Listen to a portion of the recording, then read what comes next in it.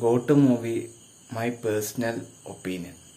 അപ്പം എന്താ പറഞ്ഞാൽ, ഇപ്പോൾ കുറേ ആൾക്കാർ ഈ മനുഷ്യൻ്റെ സിനിമ ഡീഗ്രേഡ് ചെയ്യുന്നുണ്ട്. അശ്വന്ത് കൊക്ക്, പിന്നെന്താ പറഞ്ഞാൽ ഉണ്ണി വ്ളോഗ്സ്, പിന്നെ കുറേ യൂട്യൂബേഴ്സ്. എനിക്ക് പറയാനുള്ളത് പറഞ്ഞാൽ, നിങ്ങൾക്ക് ഡീഗ്രേഡ് ചെയ്തുകൊണ്ട് ഈ മനുഷ്യൻ്റെ റെക്കോർഡ് തകർക്കാൻ പറ്റുമോ? ഇങ്ങനെ കോടിക്കണക്കിന് ഫാൻസാണ്. എനിക്കതാ പറയാനുള്ളത്. നിങ്ങൾ വെറുതെ ഈ മനുഷ്യൻ്റെ ഗോട്ട് സിനിമയെ നെറ്റി പറയരുത്. അദ്ദേഹം തകർത്തുണ്ട്, അടിപൊളിയായിട്ടുണ്ട് അഭിനയിച്ചത്. ആ വില്ലൻ ക്യാരക്ടറൊക്കെ കണ്ടാൽ വിജയനെ നമുക്ക് തന്നെ കോരി തിരിച്ചു പോകും. എനിക്ക് അത്ര ഇഷ്ടപ്പെട്ടു ആ സിനിമ. ഇത് നെഗറ്റീവ് പറയുമ്പോൾ ഭയങ്കര വിഷമമുള്ള കാര്യം.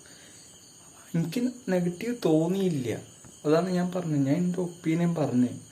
സത്യം പറഞ്ഞാൽ ഈ അശ്വന്ത് കോക്ക് വിജയണ്ണൻ്റെ പടം ഇറങ്ങുമ്പോൾ എപ്പോഴും നെഗറ്റീവ് ഇടുന്നത്.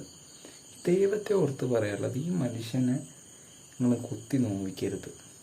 ഓക്കെ, ഇങ്ങനെ ആരോടൊരു ദ്രോഹം ചെയ്യുന്നില്ല. അങ്ങനെ ഫാൻസിന് വേണ്ടിയ പണം ചെയ്യുന്നത്. ഇനി ഇതിൻ്റെ വേറെ പാർട്ട് വരാനുണ്ട്. അപ്പോൾ ഐ ആം വെയിറ്റിംഗ്. അപ്പം നിങ്ങൾ കുറേ എണ്ണം നെഗറ്റീവ് അടിക്കുന്നുണ്ട്, ഡീഗ്രേഡ്. എന്താണ് കുറേ എണ്ണം എൻ്റെ കമൻറ്റ് ബോക്സ് തന്ന് പറയുന്നുണ്ട് നീ മാത്രമേ നല്ലത് പറയുന്നുള്ളൂ, ബാക്കിയുള്ളവരൊക്കെ നെഗറ്റീവ് പറയുന്നുണ്ട്. നെഗറ്റീവ് നോക്കിയിട്ട് നിങ്ങൾ വിജയണ്ണൻ്റെ പടം കാണൂലെന്ന് ഉറപ്പാണ്.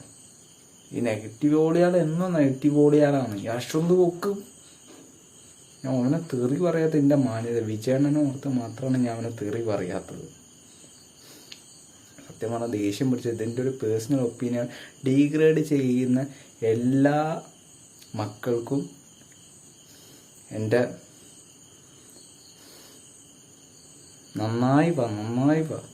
ഈ മനുഷ്യൻ്റെ പടത്തിന് ഡീഗ്രേഡ് ഒരു ചൊക്കുതാക്കൂല.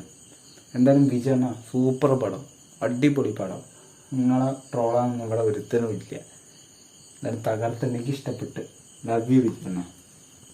എൻ്റെ ഒപ്പീനിയൻ പറഞ്ഞ് നിങ്ങൾ ഇഷ്ടമുണ്ടെങ്കിൽ ഇതാക്കുക. ഇഷ്ടമുണ്ടെങ്കിൽ പോയി കാണുക. എല്ലാം വെറുതെ കുറ്റം പറയണ്ട.